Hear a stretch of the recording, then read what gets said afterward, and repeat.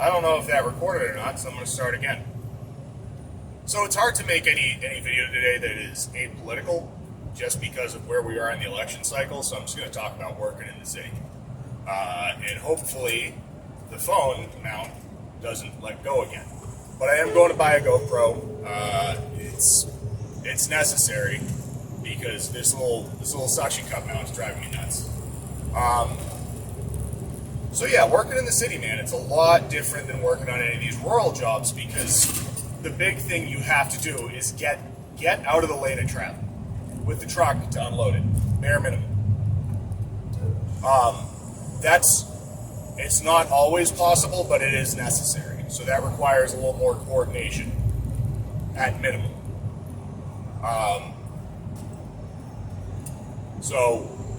Wow, the guy's in a hurry. Hammer down in the right lane.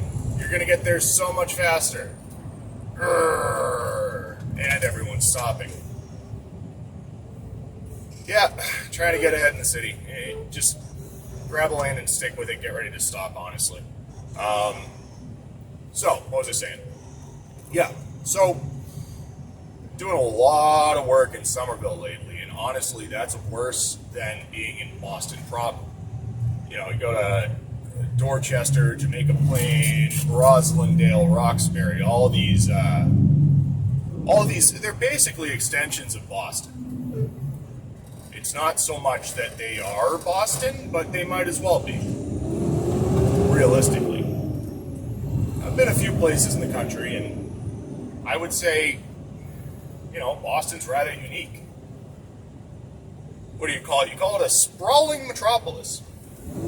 But the main difficulty of working in the city is, well, it's all coordination, really.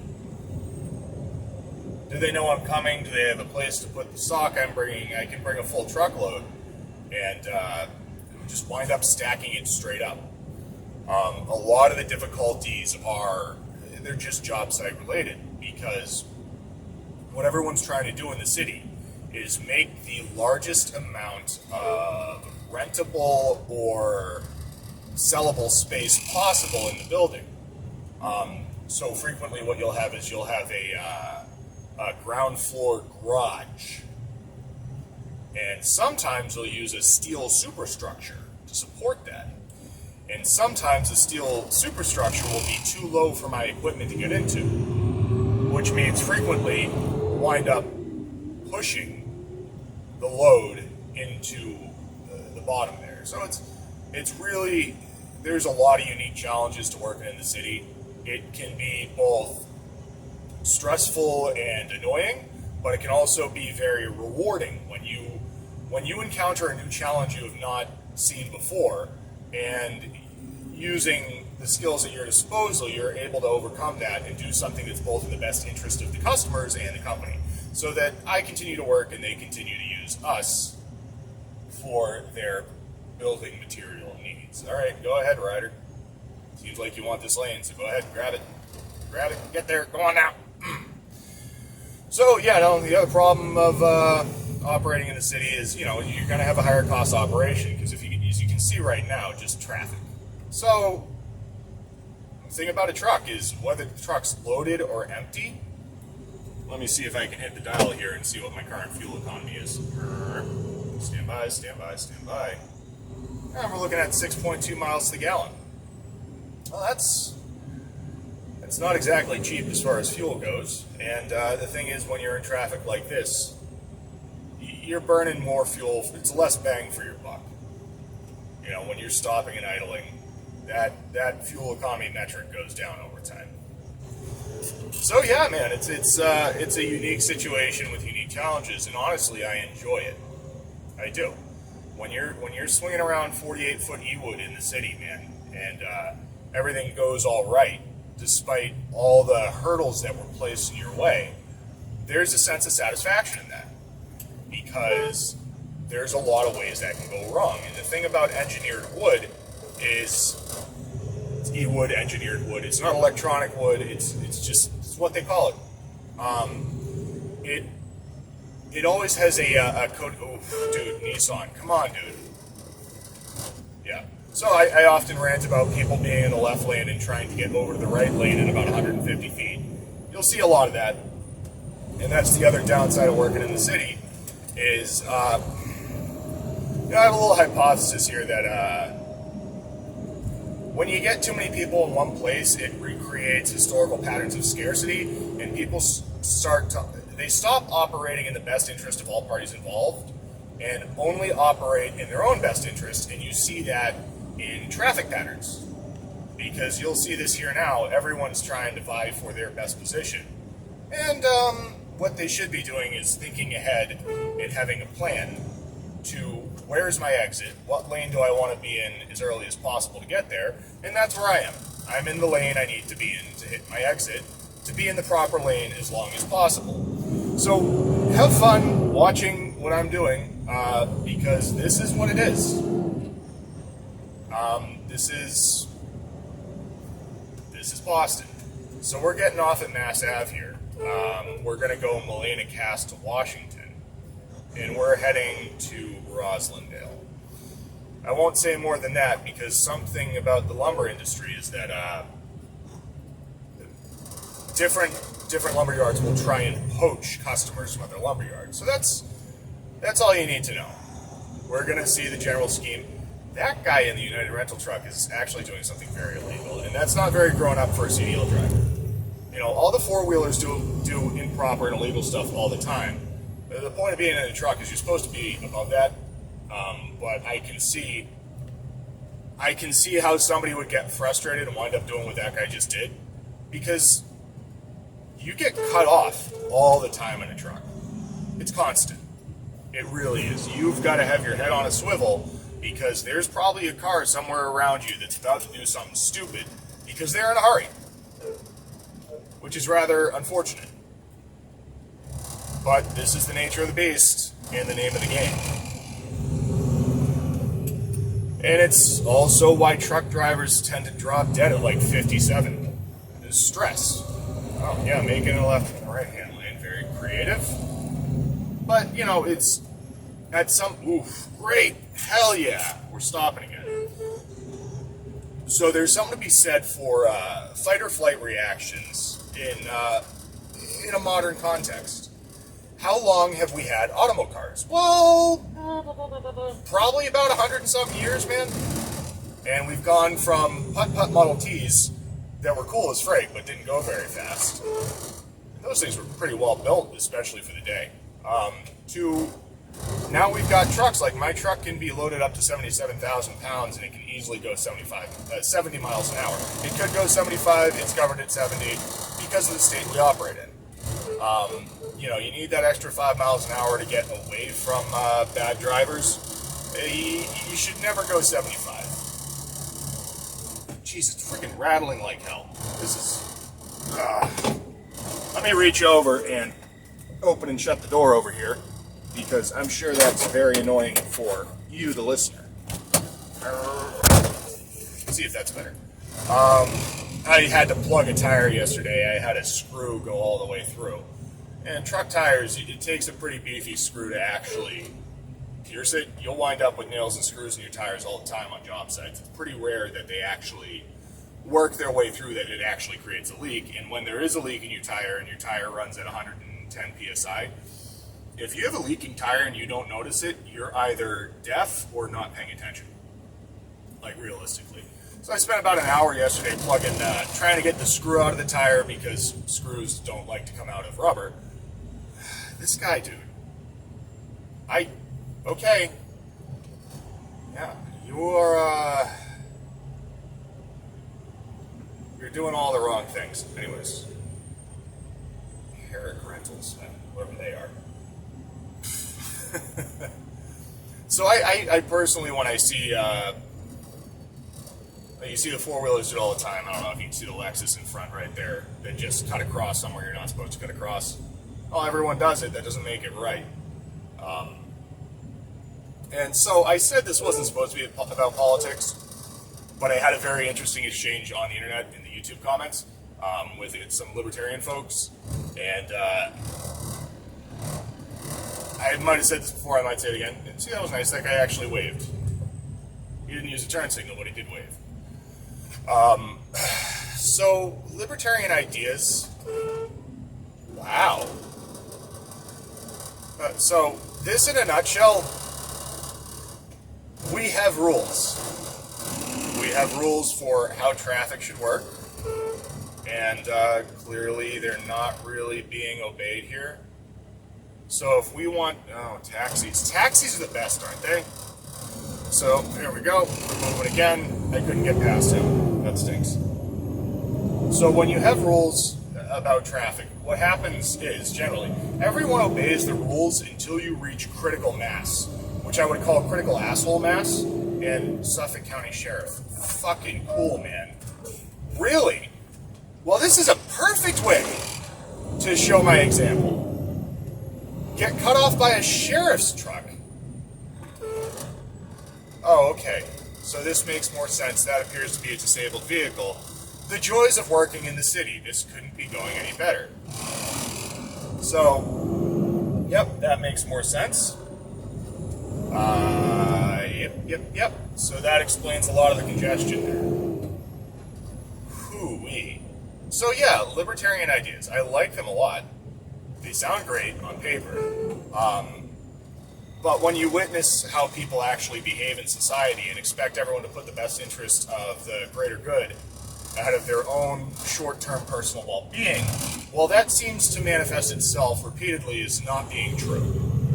There are bad actors, and bad actors in any system will take advantage of goodwill, and also it seems like, especially in politics, people that are willing to play fast and loose with the rules generally rise to the top. And I'd just say, as an example of that, we just use the Clintons. The Clintons seem to be very dishonest. They seem to do funny things with money. And it's a mess. It's not good, but they were very successful throughout their stay in the sphere of politics. I don't know if we'll see a lot more of the Clintons, because that's very much a short-term strategy when you want to do things that are that apparently corrupt. I would use the word apparently corrupt, because this stuff is damn near impossible to prove, but it all stinks of corruption. So, yeah, and we just had another Kennedy try and run in Massachusetts, and I will say I do get one good vibe. It seems like your average voter is kind of sick of seeing the same names, because the same family lineages of politicians that have crept in over and over and time again, that wind up doing a lot of the same things. They'll say one thing and do another. They'll say, oh, we're looking out for you, the little guy. Well, really, they keep the little guy just happy enough and spend a lot more of their time on the big guys. You know, the people with all the money. And what the hell is this freaking rattle? It's got to be my air check. So I'm just going to pull that out of the door, and hopefully it stops rattling, because that must be bugging you, because it's bugging me. Yeah, I got a red light here. I'm going to lean over and try and deal with that. Like I said, I will get a GoPro at some point. It's just rattling. Nobody likes it. You know, that's all the timing and frequency of the engine. When something, like a tuning fork will resonate at a certain frequency. And right now, what you're hearing is, oh, there it goes. There goes the phone mount. Oh! Freaking make a drinking game out of that if you are actually watching my content. Watch you get annihilated. Oh boy, yeah, we got a New Yorker right here. So you see that solid line? You're not supposed to cross the solid line. You're not supposed to. Happens all the time. Lots of fun. Ooh. And the stuff I'm seeing happening behind me is a hoot. People trying to merge into other cars. Oh, jeez, this mount. I've got a solution for this. I'll figure it out soon. I can fuck around with the mount right now because we're stop and go, but it's really bad for, a lot of reasons if the mount's falling. So yeah, we're talking about the joys of working in the city, and it's a density issue. Wow. Do this one more time. One more time, then I'll give up and you can stare at the ceiling. It is a population density thing. There seems to be... So here's the question. Are there more people problems in the city because there's more people? Or is it that when we have too many people close to each other, what would you call it? You'd call it mental illness. Mental illness would probably manifest more frequently. Because if somebody has trouble, and if they're just like on the edge of reality, well, put them in a city, surround them with a bunch of people where enough people in the city don't have your best interest in mind. You know, whether they want to sell you something, whether that be an apartment you can't afford, or, hey, come get your cell phone, it's only $120 a month for the rest of your life.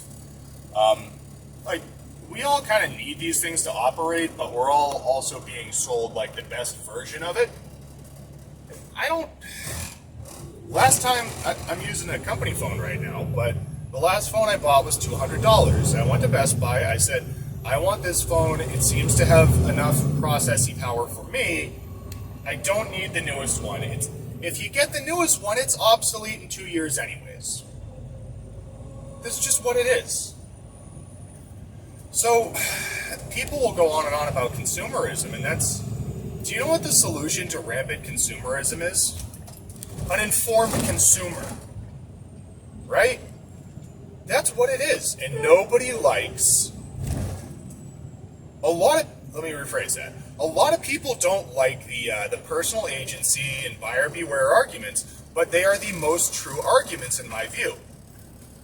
If we want to stop polluting the oceans, and if we want to stop sending tech trash to third world countries so that children can attempt to reclaim valuable metals from the tech trash while using chemicals to strip away the things they don't want, because funny thing about, I think it's not noble metals, but precious metals. Precious metals are very resistant to certain chemical processes, where other things like your lead solder and all that will just be stripped away by the acids. But the thing is about that stuff is it all produces vapor that gets in people's lungs, and you're trying to get somebody to wear a respirator. So here's my point. That gentleman has plastic bags on his feet while using a leaf blower.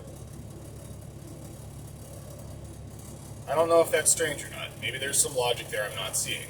Or maybe he just needs shoes. So, we use and produce a lot of stuff, and there's a big trend I've seen in the United States, which I'm pretty sure is global. This right to repair stuff, where you'll see the legislation come up every so often, right to repair for automobiles or right to repair for consumer technology. And when I talk about consumer technology, I really mean like MacBooks, iPads, your Android phones, all this stuff that has some planned obsolescence in there, in the sense that they want you to buy a new one because that's their business model. Because they need to make money, but everyone needs to make money. The question is, how do you make it? Do you make money by creating a really good product that's going to last a long time? And there's some Moore's Law stuff in here. With it being that Moore's Law, the idea that semiconductors will like half in price and double in capacitors on a given circuit every so often, right? So the funny thing to me is I'm not an expert. Not everyone can be experts in anything, and I'm definitely not an expert in this, but, you know, looking at it at scale, it seems like the growth in processing power has begun to slow down, and they are still innovating some really cool things with, like, architecture on circuits in order to cram more capacitors on there while not generating so much heat that it doesn't melt your CPU. You know, and heat a lot of stuff is complex, and it's really cool, and it's fun to kind of figure out. I'm not great at building computers. I built my computer, and I kind of cheaped out on some parts, but it works pretty good. It's all right. I like to play my video games when I can, but I like technology. But the reason I built a PC in a large case is because it will be upgradable. I'm not going to have to throw it out and get a new one. I might have some components that become out of date and I need to upgrade them one at a time, piecemeal. And I might spend $500 on a graphics card one of these days. And you might say, well, that's stupid, Steele. Why would you spend $500 on a graphics card when you can get a new gaming console? Because that gaming console is going to go in the trash in 2 years. That's what it is. When it comes to your processors and your graphics cards, these things have a limited number of cycles. They could be a few billion cycles. But a gaming console is not user serviceable. It's intentionally not user serviceable because they want you to buy the next one. But the funny thing about it is they don't really make a lot of money on the console itself. They make a lot of money on the video games. So by getting you into a console, what they do is they say, you're going to buy the games that we're making 10 or 20% on. And it doesn't really cost Microsoft or Sony minus... What is that? Frickin' rattle. I will find you, rattle, and I will kill you. Where is it? Son of a bee. Alright, well, sorry you're going to have to deal with that. Maybe if I put it in neutral. No, not in neutral. What if I hit the rip 'em button? Rip 'ems. Give me the rip 'ems. Let's get out of that oscillation. Oh man. This light is taking forever. Stop rattling! Stop it! Anyways, sorry about that noise. I'll figure out what's making that noise eventually, but I have no idea right now. Something's got to be loose. This just went in for maintenance yesterday, and it just started rattling like 2 days ago. So there's no real correlation there. It's just, that's really annoying. Maybe I'll cut that part out, but probably not. So yeah, you know, it's I always do this. I'll try and start a video with one thing in mind, and then I'll just all over the place, kind of scatterbrained. But yeah, you know, the joys of working in the city. You're seeing it if you're watching. So it can be a pain in the butt. It can be a pain in the butt. So is what it is. And you know, this is a lot lower traffic volume than it normally is, for obvious reasons. If you look at the time when this video came out, for obvious reasons, there's less traffic. Doesn't mean there's not going to be any, and traffic has been picking up more recently. But, you know, there's a good and a bad side of that. I'm paid by the hour, and this kills a decent chunk of the day. But how much money does it make for the company? Well, is it less or more? It all depends. You're going to take the work you can get, and you're going to do it to the best of your ability. And this guy in the Chevy, wow. Oh, yeah. See that? See that? That's why I'm not hopeful for us to be a libertarian country.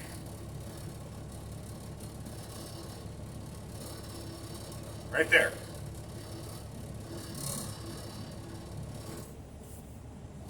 So, yeah, let's talk about libertarian stuff for a second. So, in my layman understanding of libertarian ideas and principles, if we can sum it up in one sentence, it's you get yours and stay out of mine. And I love that. I love it. I think that's great. Sturgill Simpson has some really good music. I like him. But when we say that, and what it comes to is, it's a personal responsibility argument, right? So, personal responsibility right there meant you need to be in the correct lane sooner, otherwise you wind up having to cut somebody off to get into the go straight lane. Well, that pickup truck was in the left-hand turn lane. So that's a lack of competence on display. He isn't quite sure where he's going, or alternatively, he used that left lane to cut in the line. And in my opinion, if we're looking at libertarian ideas, where they start to break down is when individuals put their... So there's putting your own personal well-being first, and then there's like putting people down for your own betterment. taking a sip of coffee, sorry. And I think there are two different things that are related. If you're in a situation where it's not a zero-sum game, where both parties can benefit, you can definitely put yourself first without taking away from others. But in the situation where you're cutting people off in traffic to get ahead 3 or 4 car lengths, well, now somebody else has to pay for that. And it might seem like nothing. That might be 2 seconds on the other car's arrival time at their destination.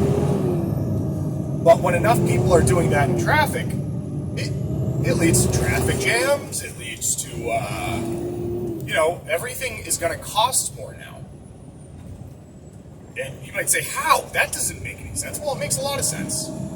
Because everything you buy arrives on a truck.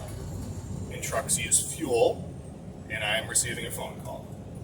So, if you see what I'm saying there. Alright, if you liked what I said, please share. I'm going to take this phone call. Thanks for watching. See ya. Oh, back from the phone call. I wasn't quite finished with my ideas, but... oh, geez. Yeah. Yep, it can be a slog some days. It can be a slog just to get however many miles to your destination. And I will say one thing, because I've been driving this road since 2008 at least. You'll see a lot of individuals will argue that gentrification is terrible because it displaces people from their historical homes and residencies. And I can kind of see that argument, but at the same time, if nobody improves these cities, what are they going to do, stagnate forever? That's not an option either. So I hear these anti-gentrification arguments, yeah, you're losing the soul a little bit. I don't want to live in a mega condo, that's why I don't live in the city. It's too stressful, there's too many people. But,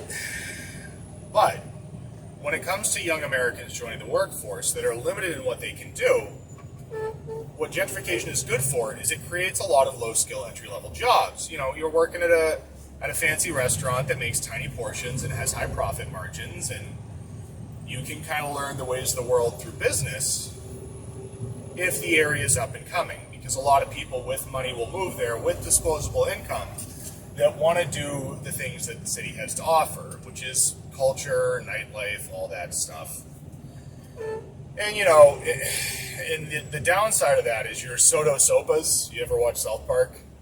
Soto Sopa by Kenya's house in Shatipa Town. Right, there is that shoehorned, kind of crappy, trying to sell you a bill of goods gentrification. What I really like is the organic stuff where you have nice small restaurants. There's this place called Fat Cats in Quincy that's freaking bomb and has awesome soul food. You can get lobster or crab mac and cheese. I'm a big guy. I can't finish it. I haven't had it in a few years, but last time I went there, they offer you a massive portion. They have it down to a T. They even have hot dog mac and cheese, which is the cheapest ingredients, but they get some bomb ass hot dogs and use some good seasoning and all that stuff. They make cheap food freaking delicious and give you a good portion. That's what I like. It's a small restaurant, a smaller business with passionate people, and fix the roads. Fix the roads. You can hear me bouncing. Probably see me. We'll see the truck bouncing. That's the kind of stuff I like. There's a give and take here. How much mega condo do you want in the city? Which, let me rotate the camera over here a little bit. We're going to turn the GPS because I know where I'm going, so I am stopped, so I'm going to rotate. How much mega condo do you want versus how much little old lady in her family home that has lived there forever, and she's on welfare and what little retirement she had. And the people that get priced out due to gentrification generally aren't people that own property, because if you own property, you accrue the value of the land and the building. It's people that are renting in a city. And at a certain point, like, you have to make decisions early in life, financially, and hope they pan out well enough that when it comes to later in life, you won't have to lose the place you live. And if you have to move because of gentrification, well, that stinks. I'm sorry for you. But make sure you're good to your family and the people around you so that when you need to move, you have somebody that might help you so that you're not on your own. And these gentlemen at the crosswalk need to stay exactly where they're at because the light says no. So that's the tricky part of it. Like, you want to feel bad for people that get pushed out, but at a certain point, it's like, you need to adapt with the changing times, otherwise everyone will move on without you. And, you know, it's not pure evil. It's not pure good either. It's just, this is change. You change or you wind up being left behind. Yeah, I know that was a crappy stop there. Sorry, I'm a little distracted. I gotta practice what I preach and drive according to all things. And you can see after going through that mess of traffic and all this, it can wear on you a little bit. Oh, geez. So yeah, this is operating in the city in a nutshell. Everything takes longer. Everything's more expensive. It's more expensive because it takes the trucks longer to get there because of all the other non-commerce traffic, I'd call it.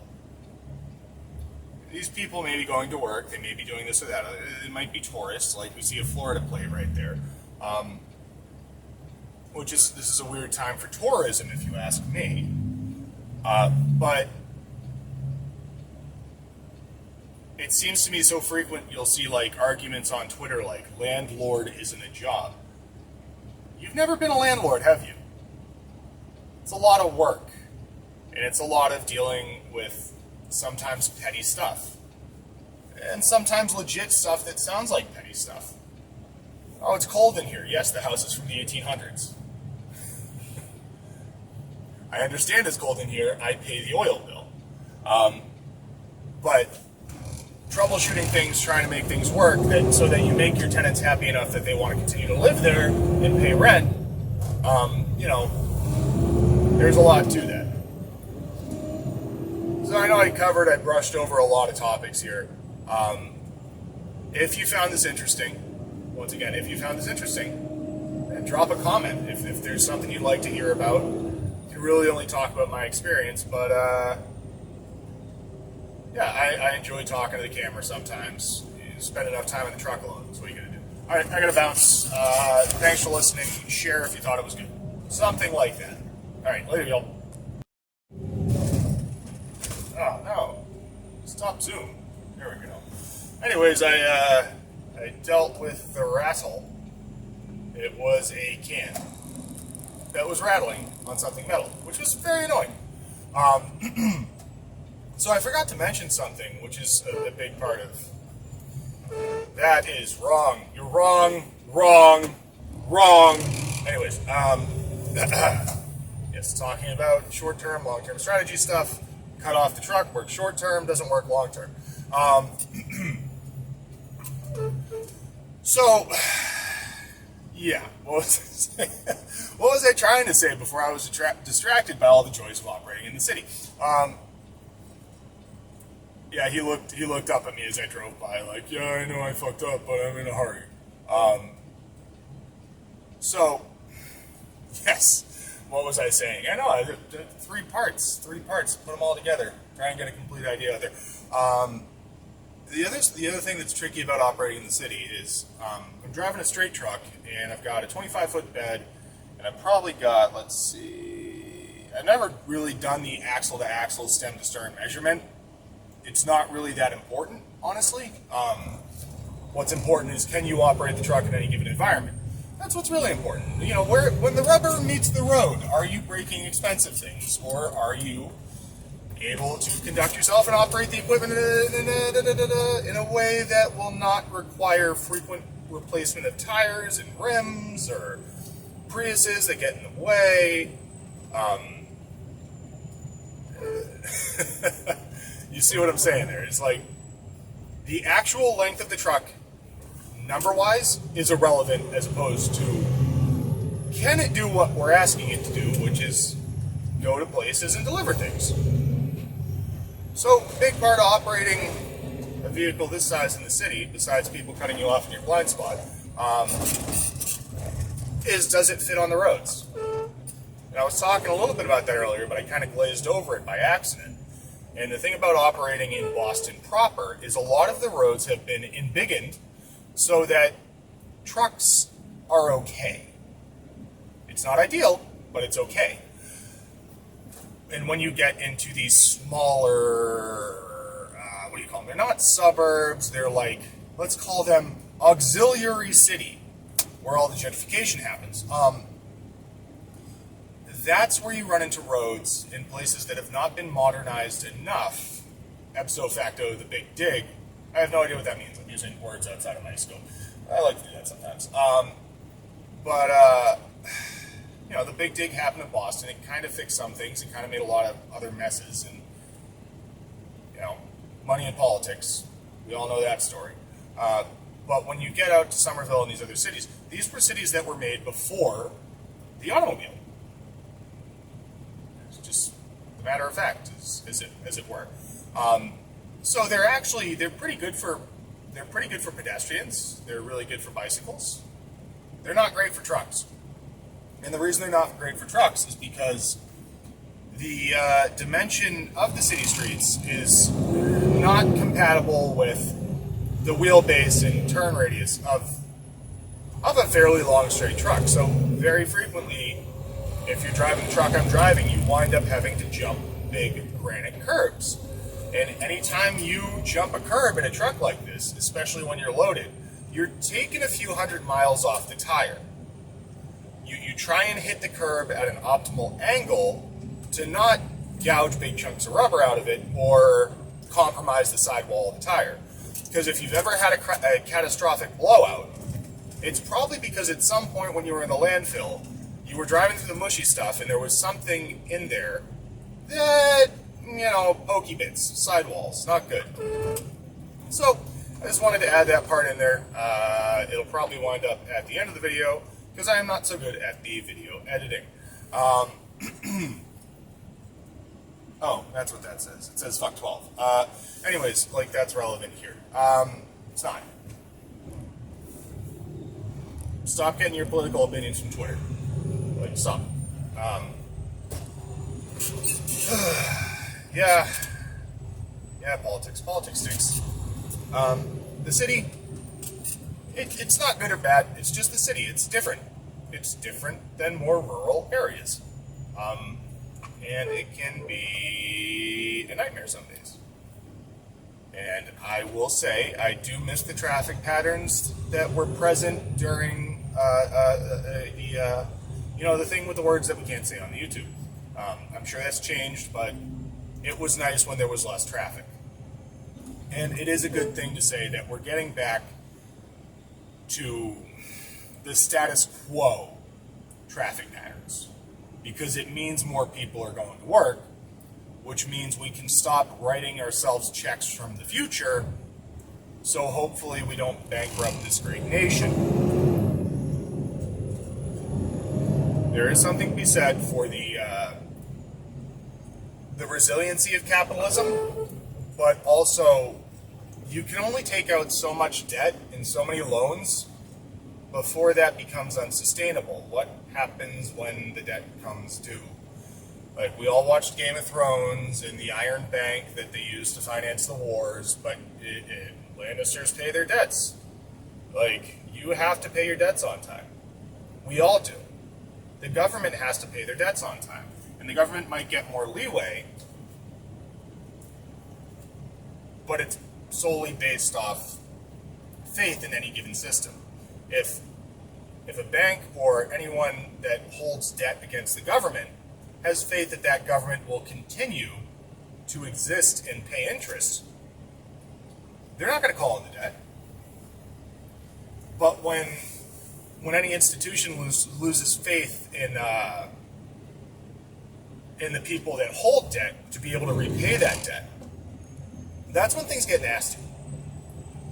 So we do have to be careful. We are walking a bit of a tightrope here, as far as all that's concerned. I mean, you can look at the national debt clock. You can just look that up right now. I would ask, if you haven't seen it yet, pause this video, look up national debt clock on your device, whatever you're watching on. And that number, it's big. It's a big number, and it continues to grow. It's a big number that continues to grow. And I find that more alarming than a lot of things that currently politicians or anyone would tell you is an existential crisis. That number is hard to fathom for a lot of people. I know it's hard to fathom for me. And that is, in my opinion, well, it's partially the cost of a 20-year long war. It's the cost of entitlements that have gone kind of rampant, like as far as Social Security, Medicare, Medicaid. I think that's something like 2/3 of our non-discretionary spending. I could be wrong on that. I think that's spending that's required. And it's kind of funny that only 1% goes to science and research. Well, it's only 1%. It's 1% of a big number. I think that number should be at least more like 3%. Because that's what gives America a competitive advantage as far as the global market's concerned. It's our ingenuity and innovation that put us ahead of our competitors, being like China. China's our biggest competitor. Whether you look at it from a national perspective or from a trade perspective, they're our biggest competitor. And the thing about China is they don't so much care about the human suffering the way we do, right? And you see this guy with a bunch of scrap in his truck. That I think is that's a good aspect of the free. Wow, that's a good aspect of the free market. You can also get some really seedy scrappers that'll try and rip you off, but if we have an individual in a pickup truck who's picking up metal scrap that can be returned and reprocessed and reused, I think that's a damn good thing. And he can make a buck off it, and we can also dig less stuff out of the ground, which takes a lot of energy. And anything that takes energy takes hydrocarbons, right? Takes fuel that we got to burn, and that goes into the atmosphere and changes the climate, right? That's how it works. So this truck in front of us right now, it's using less fuel for more net gain, right? That's what it is. So when our friends on the left go, we have to shut down all fossil fuels and this and that, that's a Twitter argument. That's a Twitter argument in the sense that if you want to cease the production and consumption of all hydrocarbons, sounds great on Twitter, where people don't think. But in reality, how many human beings have to die to achieve that end? Well, not all of us, but a lot of us. If what you're saying to get brownie points on Twitter, if people are to take it seriously and say abolish fossil fuels, how are you going to get food to people that can't make their own food? What's going to happen to the cities, right? There will be no more cities. Cities would cease to exist. You can't dismantle a system without something able to replace it. And even if you have a system to replace a current system, you're going to have a whole new set of bugs you're going to need to work out. So if you want to make your maglev trains that operate off rainbows and hearts, and oh sweet, thank you for letting me go on a red light, officer. I'm not sure why. Yep, working on it. Sorry, automatic transmission. It doesn't work as well as we hope. If you mean to dismantle a system, first off, you have to have something to replace it, right? So every one of these, let's just call them, for lack of a better term, Twitter politicians, that says abolish blank and tear down blank, whether it be ICE or whether it be for climate reasons. Let's at least be honest about what you're doing. What you're doing is you're saying a ridiculous thing that most people think are stupid. It is stupid, sorry. Most people think it's incredibly stupid to say abolish immigrations and customs enforcement, right? They are not only immigration, they are also customs, and they enforce a border. Countries have borders, countries have languages, countries have a currency, right? It's not exactly rocket surgery here. It's pretty basic stuff. And so when you go on Twitter and you say abolish blank, what you're doing is you're trying to make the other side angry so that they will interact with your post on Twitter. That's what it is. That's what I think it is. That's what I perceive it as. This is opinion. That's what you're doing. And the problem is this Twitter stuff has spilled over into mainstream politics because there's enough individuals out there that can't separate. It's like a little kid that thinks video games are real life, right? I play Call of Duty, therefore I'm a warrior. No, you play Call of Duty, which has nothing to do with reality. It's a video game. I like video games. I like video games a lot. Video games are not reality, all right? There are some very realistic video games. There's flight simulators. There's all sorts of stuff that's freaking cool as hell that people put a lot of time and effort into. And it's video games are freaking art, man. Like, it's cool as frick.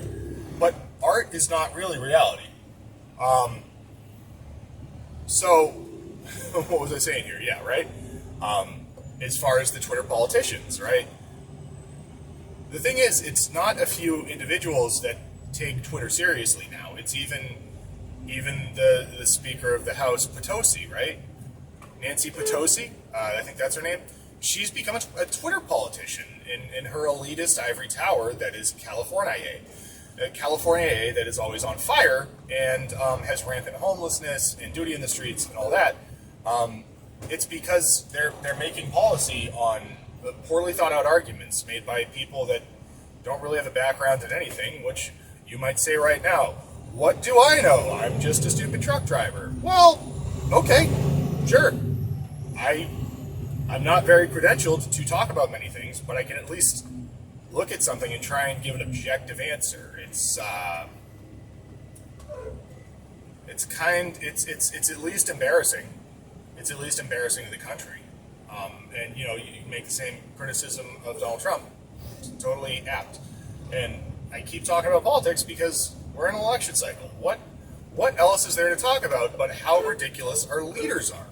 Our leaders are, they seem like petty, simple people that just squabble. And the thing about it is, they're not that stupid. You don't arrive at a position like that being that stupid. So the reason it's upsetting to me is because they are doing this. It's performative, right? That word that came out of the institutions a while back, where everything's performative. Not everything's performative, but this is performative.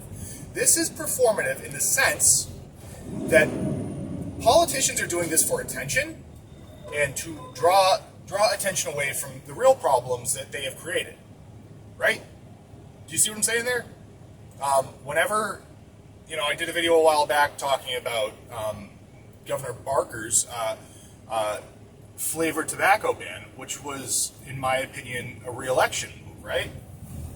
So if you make a move to get re-elected and it's not in the best interests of the voters, the constituents, and all that, well, it might win you this election cycle. It's going to hurt you come a time or two from now when you do.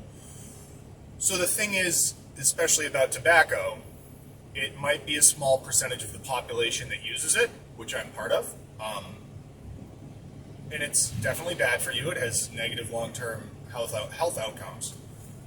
But nicotine helps people cope with stuff. So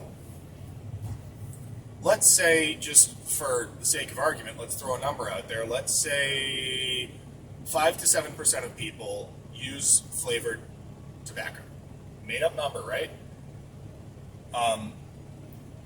So did you just lose 5 to 7% of people on your vote? No, you probably lost about 2% on your re-election. But because you made a lot of people happy by saying you're protecting the children from the evil flavored tobacco, what you got was probably you gained the 5% more votes, right? Because more people care about the children than care about the flavored tobacco. So here's my analysis here, right? And we'll see if this argument makes sense or parses. If you make short-term legislative decisions enough times, eventually you upset more people than you appease. See if that makes sense, right? So if you're upsetting more people than you make happy, you might make people happy short-term, and then we start to realize, well, you have a lot of tax revenue leaving the state because you have prohibited the sale of flavored tobacco, right? So you have a lot of tax revenue leaving the state.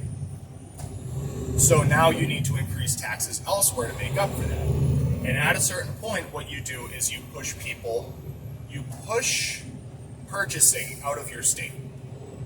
Because there's states to the north, New Hampshire, that does not have a sales tax. They do not have a sales tax. I will say this again. They have no sales tax.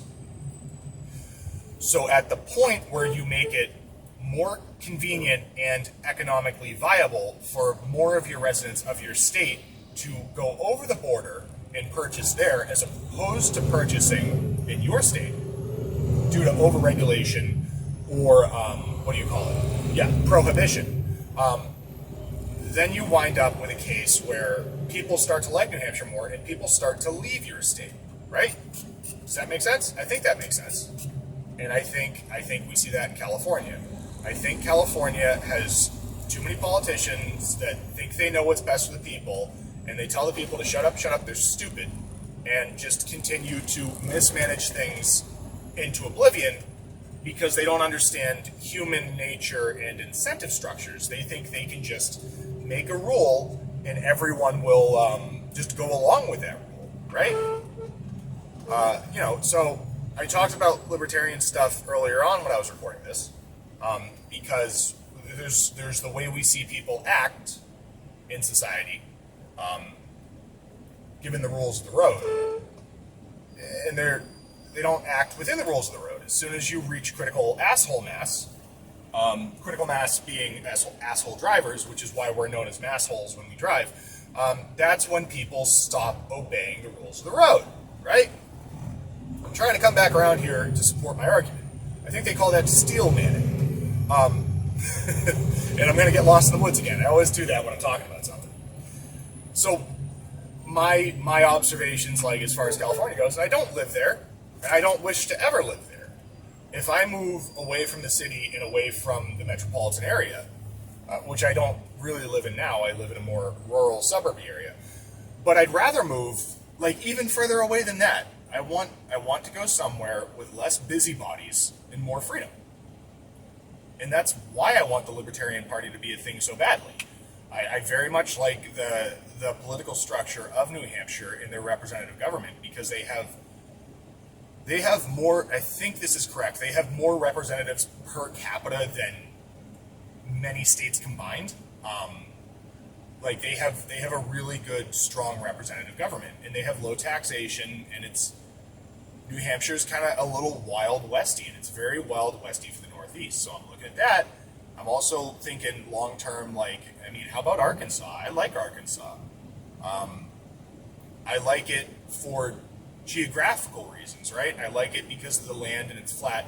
I don't like the heat so much, but I want to be further away from the large quantities of people that act badly towards other people. It's when you get enough people and smash them together, they stop getting along after a while.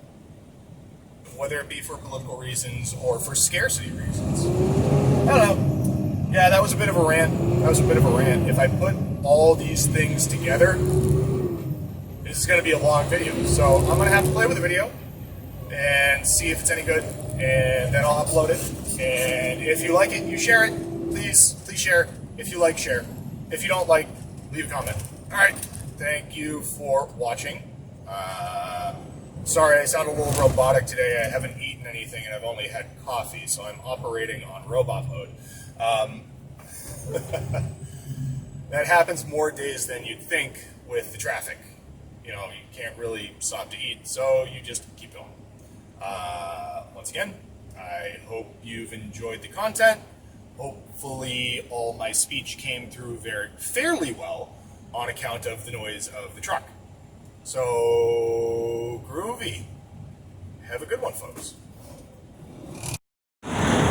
Talk about the joys of working in the city. You can't make this shit up. This truck went in for service yesterday. And I've got a locked up caliber on the rear. See that fucking smoke? Hey, listen, I don't like to throw shade at people, but Ryder, the truck leasing company, y'all need to get your shit together. This is embarrassing. Just came back from the shop last night. So, it's what it is, man. This is life. See where I'm at? I'm fucking stuck. Good place to stop, right? So sometimes reality is too good. You can't make this shit up. So, been trying to get our truck in. So we lease this truck through Ryder. And I like the people at Ryder. But as far as what's been going on lately and what's been going on for the past few years, what should be done and what is required is not always being done. And I understand there's human error and all that, but we're trying to get my truck in for service for the better part of the week now. I've missed a few hours of work because we're trying to plan around the servicing of the truck. So I probably missed 4 or 6 hours of work this week because there's no sense getting a load ready for my truck, pushing to get something out there when we're not sure we're going to have my truck. So, we try and put it in for service on Wednesday. They're supposed to come get the truck. If there's a screw up with a medical card, I get it. It happens. And you got to be legally correct. You can't be sending a guy out without a medical card. My medical card's coming up. I got to do it in a week. But the truck finally goes in for service. I get it back today. I walk around it, kick the tires, do everything I can do. Everything you do for your pre-trip. The problem is, your inspections are not just before you drive. They are continuous. You need to use all your senses. You need to use your sense of smell. I'm coming off the mass connector here, and I'm smelling smoke. And I'm like, hopefully that's not me. I look in the mirror, and I look down, and there's a guy pointing. Well, my rearmost caliper had locked up on the ditch side. So, I don't want to draw a false correlation here, but if the guy was doing the slack adjusters or something, the slack adjusters are real funny from what I hear. I'm not a mechanic, I'm a driver. But I hear a lot, if you touch those slack adjusters, it might do more harm than good. And I've been talking about my brakes for about 3 weeks. They feel a little weird, they feel a little sticky. They don't feel all right. So I was happy the truck was going in for service. So it comes back from service and this happens. I don't want to blame the mechanic. But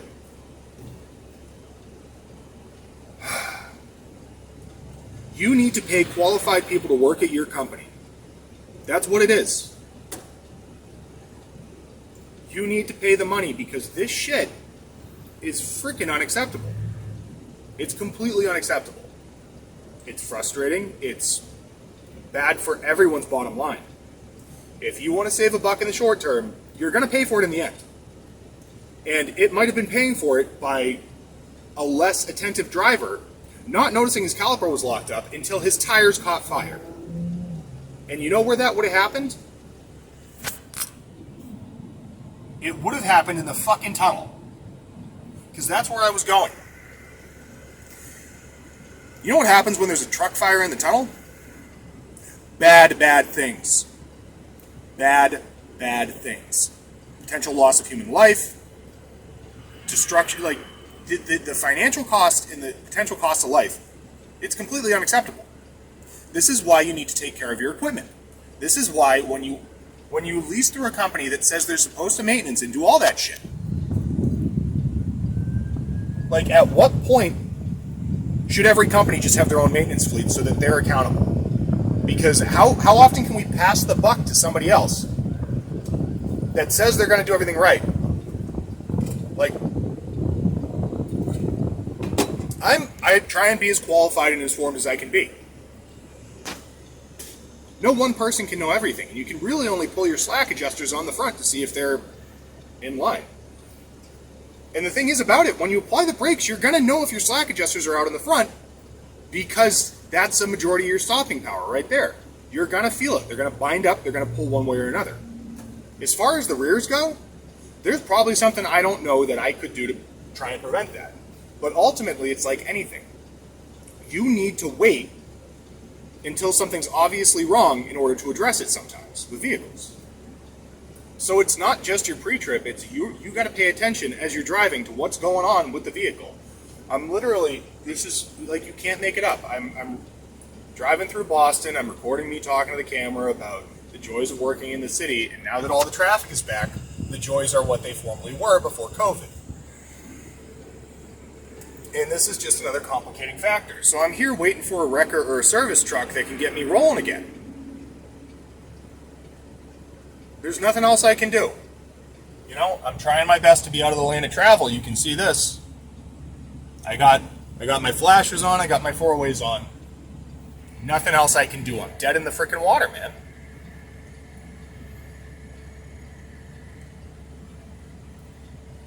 And this is why chewing tobacco.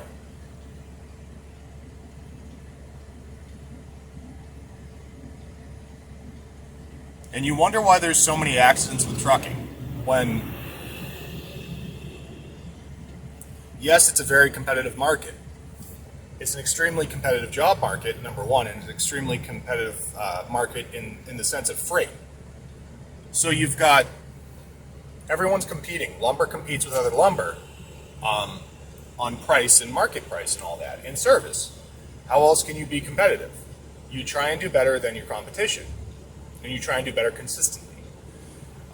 But as far as these really big companies in the Midwest that push down rates and wages nationally, right?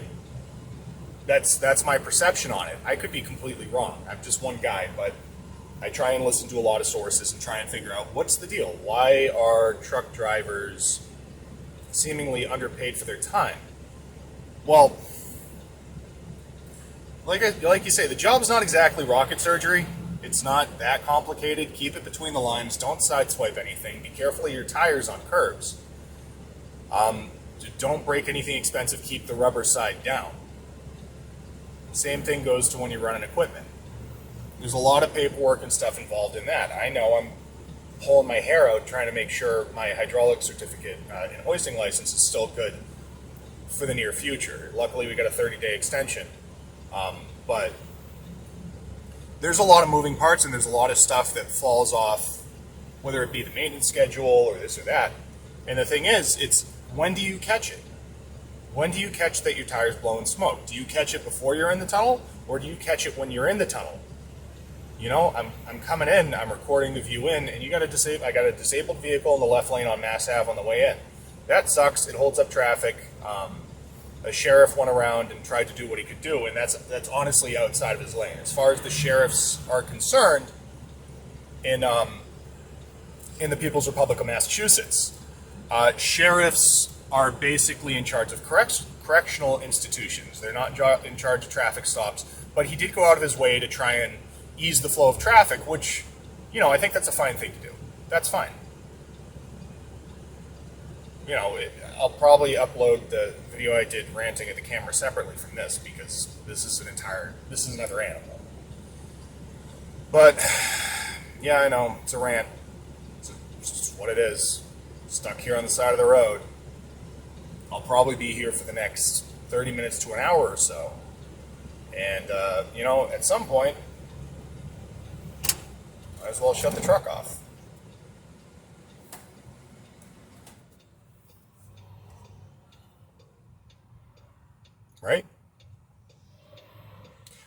What can you do when you try and do everything right and make sure things are taken care of, but circumstances outside of your control lead to a point where your vehicle is disabled in a high traffic area?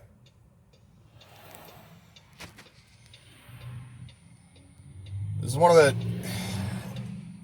This is as good a place to stop with my given failure mode, being a locked caliper on the rear tire, as I would be able to find for the next 30 miles.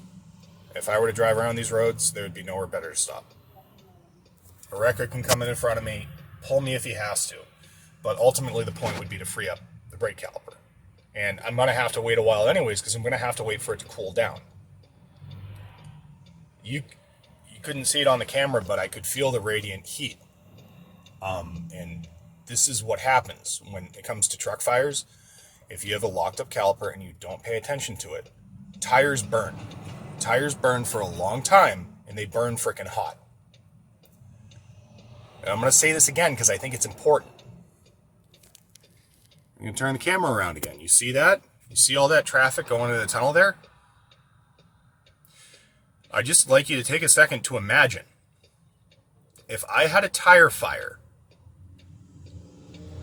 in the 93 tunnel in metropolitan Boston. What could happen? They have big turbo fans in that tunnel to pump out smoke in case of a fire.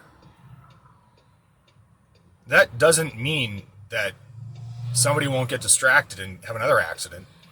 It doesn't mean that a fire apparatus would be able to get to the truck in time to put out the fire. You look at all this traffic. If I screwed up, if I didn't notice that, this truck would be a total loss. That's the best chance. This truck would be a total loss. Just looking at what I'm looking at. There's no way any fire service would be able to get there in time to stop it before it consumed a good portion of the truck. This truck has 200-gallon tanks of diesel fuel. I just fueled up yesterday. So I've got somewhere between, I've probably got 180 gallons of diesel fuel in the truck.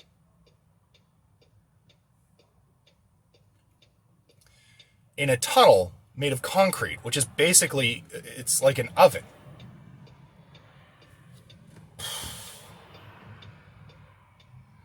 So this is driving a truck, man. You got to pay attention, and you got to have your head on your shoulders. You got to use all your senses. You got to use your sense of smell, and you got to pay attention to cars around you. I had some guy waving out the window. Waving out his window, hey, smoke. Hey, smoke. Yeah, where there's smoke, there's fire, man. Where there's smoke, there's fire. I guess that's enough out of me for one day. I'll upload this when I get home, but man, this is fucking stressful. It's freaking stressful.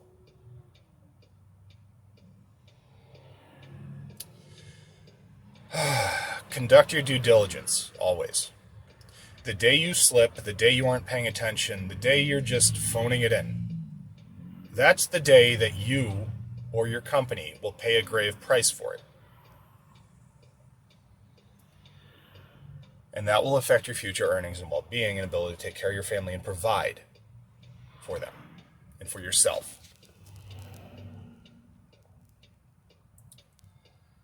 That's all I have to say. This might seem a little, what do you call it, hyperbolic, bombastic, whatever. It is what it is, man. Tire fires are no joke. And no fire extinguisher in the truck is going to put it out. So, later, have a good one. Be safe, keep the rubber side down, all that happy horse shit. But most of all, be careful and be aware of your surroundings. And take care of your freaking equipment. Have a good one. Fix it, fix it, fix it, fix it, fix it, fix it, fix it, fix it, fix it. I want to go home! What do they say on TV? And now for our dramatic conclusion.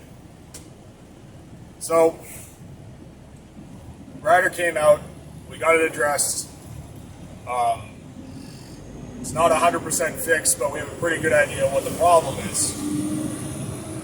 And we can go from there, because I don't want to be riding an Uber right now during the days of COVID. So, this is, these are all, it's a lot of things, right? complex problems with complex failure modes. How do you fix stuff? So, these trucks are complicated. They got a lot going on with the air system, and we're still not sure if it's a purge valve or, I had no indication per my air pressure or anything like that why that should have locked up. And from what we could discern, there is a valve that's leaking. Why would that cause a single brake can to lock up? No freaking clue. No freaking clue. But we got something that's leaking. We're going to get it addressed. But I don't want to be... you got to get the truck back to where it came from, really. And we need people to pay attention to lights and traffic, and this guy on the scooter is suicidal. So yeah, there's our not so dramatic conclusion. But the moral of the story is here, you use all your senses. Now, the mechanic there said to me, not to be braggadocious about it, but there's a lot of drivers that will drive these things until they're cherry hot. And that's how you wind up with tire fires, that's how you wind up with trucks on fire in the tunnel, and other terrible outcomes. So we kind of sum this up. Use your nose, use your eyes, use your ears when you're driving. Because just because everything's hunky-dory when you leave the yard does not mean it's going to continue to be that way throughout the day. Crisis averted. I'll keep rolling just so you can see where I'm at. Keep rolling on the video and keep rolling on the truck. Because this could have been a really hairy situation. That's not a crosswalk, but that's okay. Because we are in the city and we don't obey traffic or pedestrian norms. We just do whatever we want. There goes Boston EMS. They're going somewhere. Go on now. You're special. You have flashy lights. Yeah, it's a hell of a day. Hell of a day. This is the exception, not the rule. You're running fairly decent equipment, fairly new. Well, the thing about newer equipment is it's more complex, therefore it has more failure modes. There are more things that can go wrong when you have a very complicated air system. Come on, Subaru, let's go. There we go. So, the more complex something gets, there's more ways it can go wrong and be harder to solve. Because why would that one particular can lock up when none of the other ones were? How many valves are there? What the heck happened there? What the heck happened there? We can hypothesize, but the problem with most failures mechanically is that they're intermittent. It's hard to recreate the situation where something failed. So we got, it's like anything. We got modern problems and we're trying to figure out modern solutions. And yeah. Anyways, I don't know if y'all have seen this before, but welcome to Junkie Town. Welcome to Junkie Town. Anyways, yeah, this is Mass Ave in a nutshell, what you just saw right there. Occasionally, the local authorities will come in and clean things up, send people home. By home, I mean the methadone clinic. But yeah, it's Boston. And just so you can see where I was stuck, you'll see in a moment. It was up at the top here. So, you got to address somewhat locally. We got out of there. State police were there. They got involved because nobody likes hazardous navigation. They showed up at the same time as the mechanic. But they got me out of there. They got me rolling again, which is the most important thing. And I just have to pay extra close and careful attention to the sights, sounds, and smells of my truck at this time. So I will end the video here. Hopefully this is helpful to someone, because if there's one thing you can take away from this, it's pay attention to your truck. Because If I had gone, you know what, I'm going to keep rolling a little longer so you can see what I'm going to be going into.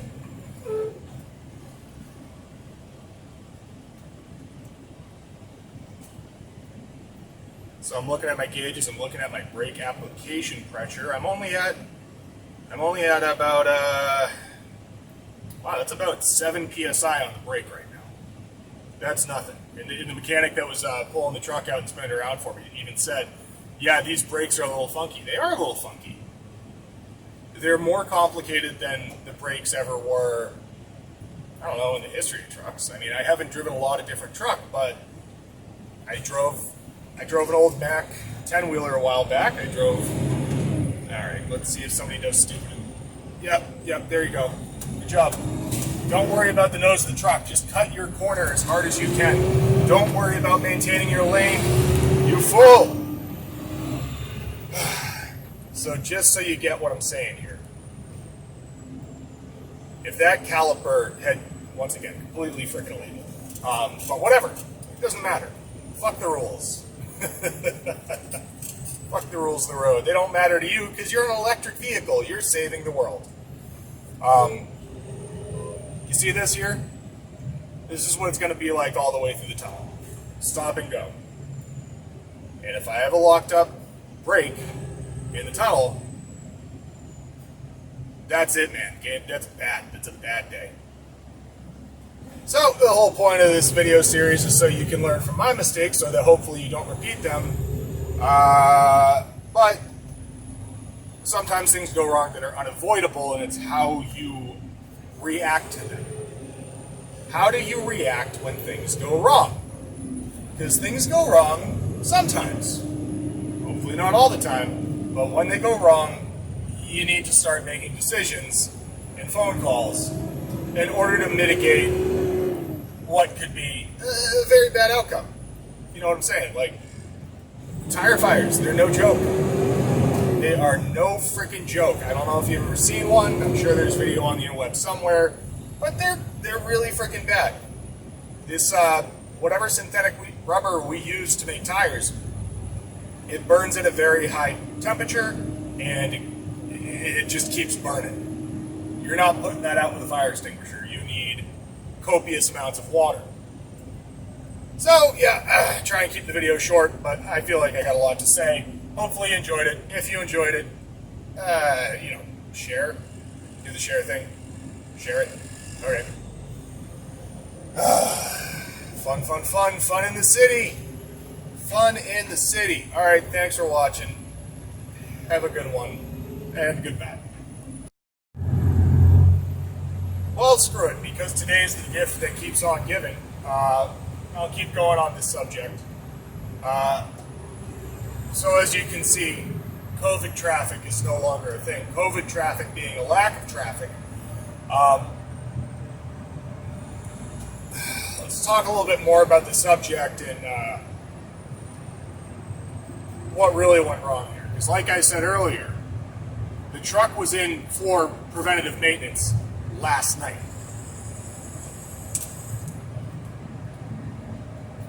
And I don't want to throw excess shade at Ryder.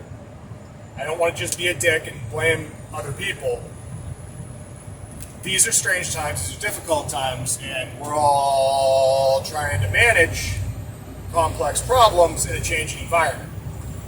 So I'm willing to give a lot of benefit of the doubt here. But at some point, you gotta say, like, why? I would say to a mechanic, this would be a reasonably self-evident problem. That being, yeah, it's tricky because it would also take two people to notice it. If your foot is on the service brake and air is leaking, can you deduce that from the driver's compartment?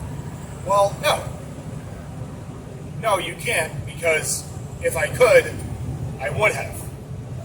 But the problem being, the component that seems to be leaking air and seems to be the culprit for my problem, well, it's about 20 some odd feet behind me. You're not going to hear that over the engine. So, off to the other Ryder location to see if they can at least get the part ordered so that it can be fixed, and fixed for good. Hopefully. Once again, it's an intermittent problem. It is not constant. We're not sure what's causing it, but it is a problem that needs to be addressed. So what do we do here? Do you just replace the part? Is it a wear and tear and filth thing with the part? Because air systems, when they get dirty, when they have water in them, there's a couple of failure modes there. And I'm not a mechanic, I'm just a driver, so I can only really speculate as to what would cause a brake pad that is supposed to be released to be applied. And in my limited experience, when a service brake, being the brake that is actuated by positive pressure, by air being forced into a mechanism that turns a cam, that applies the brake shoe, I think it's a shoe on drum brakes, and it's a pad on rotor brakes. So I've got rotor brake fronts, and I've got drum brake rears. And it was a drum brake that locked up, so could it be a rusty, crusty cam? Well, according to the mechanic, that's not likely. According to the mechanic, it's more likely that a valve is screwed. Now, the question we have to ask is that, and once again, this is a lot of speculation on my part, but in my experience, I've had service brakes lock up on a LMTV, which is the modern version of the deuce and a half truck, because a glad hand on the front for quick vehicle recovery is the purge valve for the service brake system.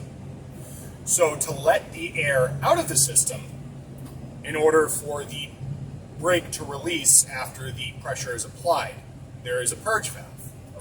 Otherwise, the system gets bound up with air and your service brakes are stuck on. And the funny thing about that failure mode is you can try and cage the brakes and it won't help, because it's not your spring brakes that are stuck, it's your service brakes. So maybe we'll know more about this soon. Maybe I'm talking too much about something I'm not sure about, which has happened before and will happen again. But since we're going through the Tobin, I'd like to talk about temporary taxes and all that stuff. Because why not? Why not go into left field? It's so much fun. So when the Tobin Bridge was built, the way it's explained to me is the idea was they would have a toll one way going into Boston. People would pay the toll, that would pay for the bridge, and once the bridge was paid for, all said and done, the toll would go away. Well, the whims of politicians being what they are and always needing more money for their pet projects and programs, what they decided to do was to make it an easy pass toll instead of an actual toll-taking station. And instead of being one way, it's now both ways. Now, if we're going to tax every motor vehicle that goes over the Tobin both ways, wouldn't you think that the roads should be in better condition? Now, the obvious counter-argument here, once again, merging over a solid line, very cool. The obvious counter-argument here is there's so much traffic on the roads that they couldn't possibly get the roads fixed. I don't think that argument holds up nighttime. And they do nighttime work all the time in this state. It's most of what they do. But, alright, and I'll say this too, I gotta poke a hole in my own argument. Frost heave. Frost heave being when groundwater gets under the pavement and then freezes, causing the road to probably what we're driving over right here is, that could be a utility pipe thing, or it could be frost heave related from groundwater ingress. You know, there's a lot of things I like about Massachusetts, and there's a lot of things I don't like, and one of the things I really don't like is the roads. You go right over the border to New Hampshire and suddenly the roads are fine. You drive around in Mass and it's like, woo-wee. So, what's the crux of my argument here? We pay a lot of taxes in Massachusetts. A lot of taxes. So given that we pay so much in taxes, why are the roads so frequently in a state of disrepair? Well, my hypothesis here is misspending of taxpayer money. I could be wrong. I have little to no evidence to back that up. It's just my feels, and I'll leave it at that. So I hope you've enjoyed spending time in traffic with me. I know I sure have. Traffic's the best. Go back to Florida. Grr. Oh man, a day in the life. Knew it couldn't last forever. I miss being one of the few vehicles on the road that were still necessary to be on the road. But all good things must come to an end. Normalcy must be restored. So here's our new normal. Anytime you're going into the city, you're spending a decent chunk of the day there. And you're limping on the way out. So, thank you for watching. Thank you for spending a day in the life of what it's like to deliver to metropolitan Boston. This is probably going to be 2 separate videos. And, hope you liked it. If you liked it, share. Thank you. Have a good one for my 4th outro of the video. If there's snippety snips or if something gets cut short, it's because I did an outro prematurely. Premature outro. Okay, yeah, you know the joke I'm going for there. Alright, once again, thank you for watching. Give me something to talk about. Leave something in the comments. What do you want to hear about? What might I be able to shed light on? Or what might I talk about that I have no idea what I'm talking about, so you can have fun criticizing my stupidity? Either way, it's fun for me. Have a good one. Well, what do you call it? The gift that keeps on giving. What in the actual fuck is wrong with this? What in the fuck? So,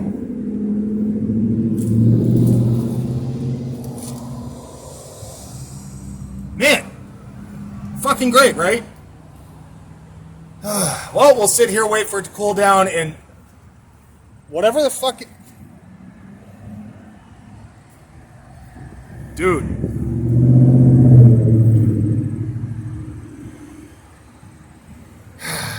Alright, well, calling the dispatcher.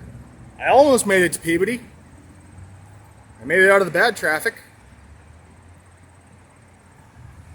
Well, what in the fuck is wrong with this truck?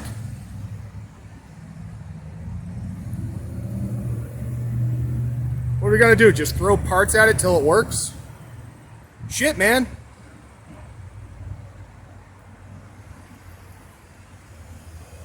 The guy just said, oh yeah, your brakes are probably good for another 6 months. Well, not anymore. I don't know if you can see the discoloration there. That's a lot of fucking heat. That's a lot of fucking heat, and it just started doing it about a minute and a half ago. Something's really fucking wrong here, man. God damn it. You have hope and optimism that things are going to be okay. It's never the case. Alright, so here's what it is. Ryder's going to come to me again. We're going to cage the brakes. See if that helps. And we got some fucking heat coming off here. Tires are alright. The tires are pretty much a normal temperature for running. They're a little hotter. They're definitely a little hotter on the back.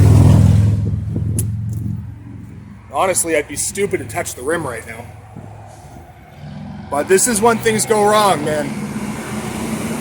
4:30 on a Friday. 4:30 on a Friday, that's when shit breaks. I was joking with a state trooper before on the side of the road. It's a joke. It's not literal, but you see this thing right here, that's that nut pulls back on the spring, releasing your parking brake. And from what the mechanic I was talking to could discern, it was probably a problem with the service brakes, but we don't fucking know. Because there's so many fucking fiddle fuck parts in here, when something goes wrong, you have no fucking clue what it is. Great. Driving in the breakdown lane? That's creative.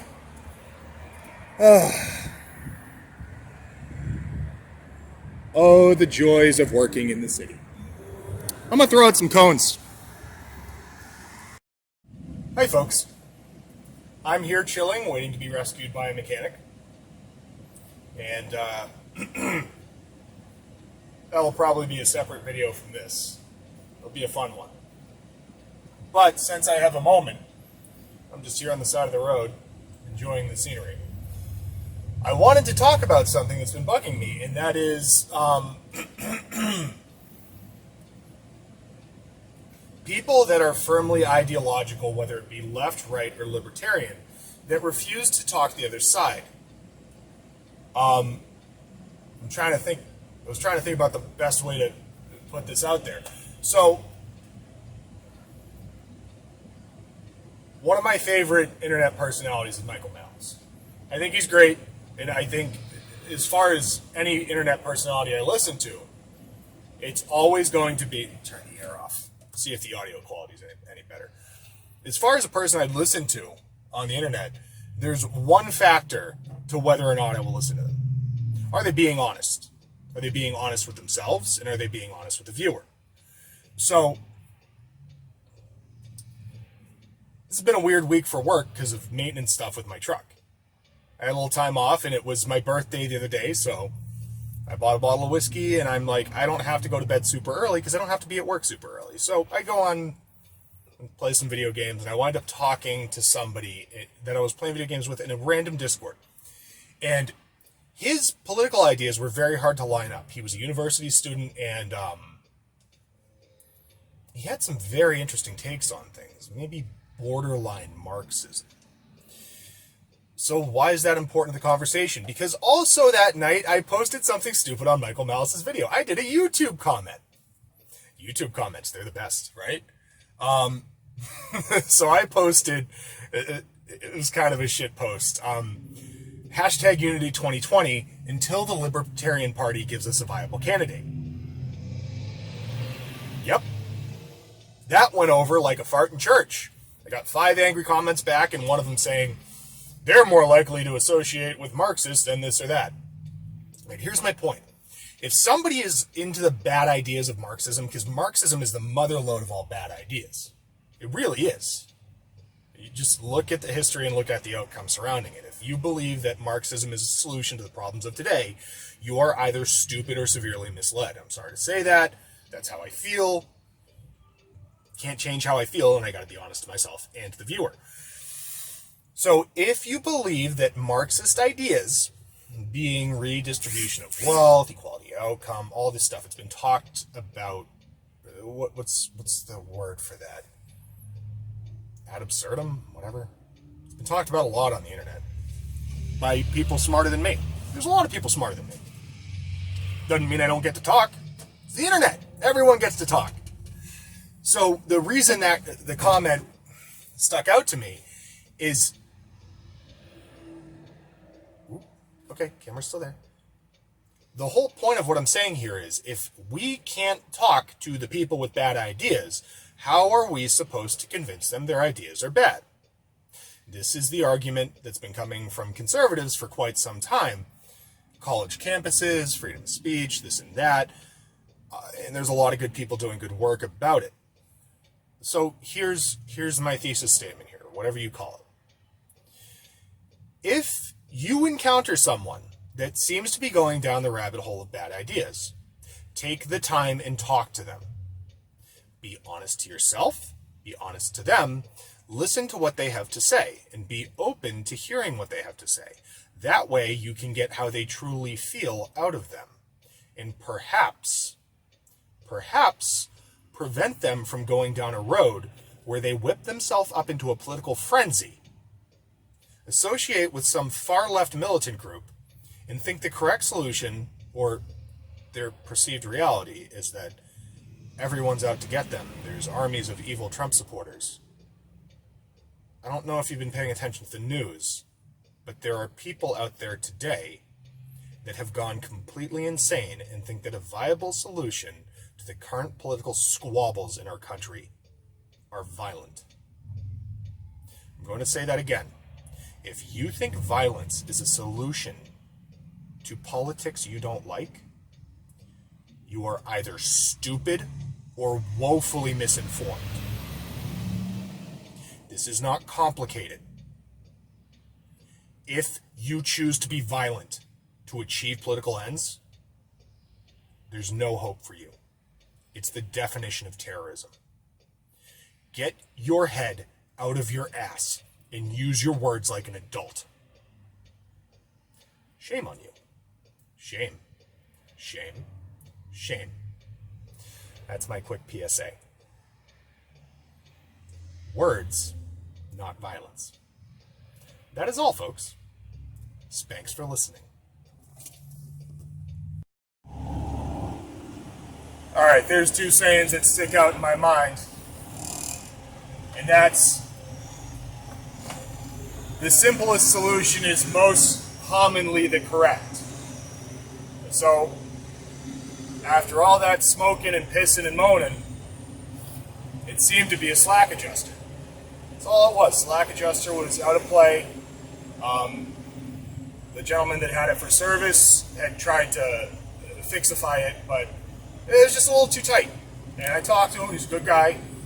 And we're trying to fix the shit and make it right. And there's some other things he's going to do with the truck. So, and the other thing that comes to mind is if something's going to go wrong, it's going to be at 4 or 5 o'clock on a Friday. I tell you what, that's true more often than it's not.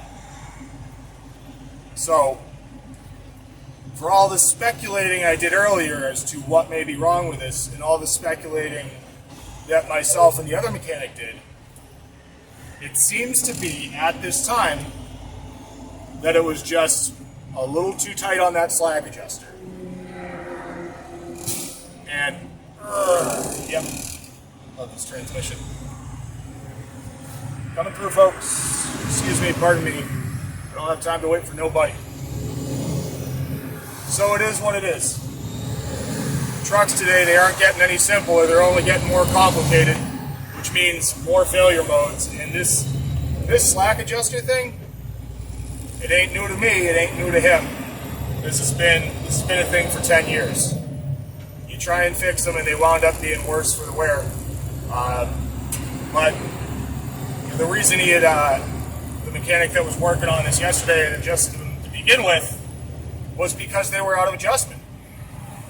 And when it comes to self-slack adjusting slack adjusters, so once again, this is an anecdote I heard from somebody that's been doing this longer than me, is once you start screwing with them, you're often going to do more harm than good. So I don't,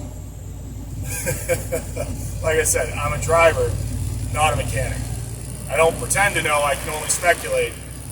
But from what we figured out today, that seems to be what the problem was. And the thing is, a little thing like that can screw you up big time.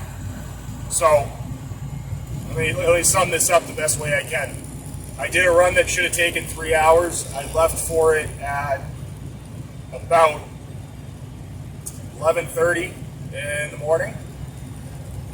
Should have been about 3.5 hours. Well, it's currently 6 o'clock at night, so double that. These are the joys and hazards that come along with operating a truck. They're complicated, they're heavy, and they're expensive. And they're expensive to fix, they're expensive to run. So when people bitch about what they got to pay for stuff, well, maybe this will help them understand. Shit goes wrong, and when it goes wrong one of two ways. It's either catastrophic, or it's a mitigated disaster, as opposed to unmitigated disaster. And that's what happened today. Do you pay attention to the smoke before it becomes a fire? Right? And do you let the truck go in and be serviced, or do you yell and scream to get it back on the road so we all can make money? I want to make money too. It's better to be making money than spending money. But if you don't spend the money to get the problems addressed properly, you're going to wind up spending more money in the long run. So that's my conclusion for this wonderful day. Yeah. Thank you for watching. Have a good one. No, he's a human. He thinks he's people. Isa. Don't. Isa, no. That guy, he thinks he's people. I know.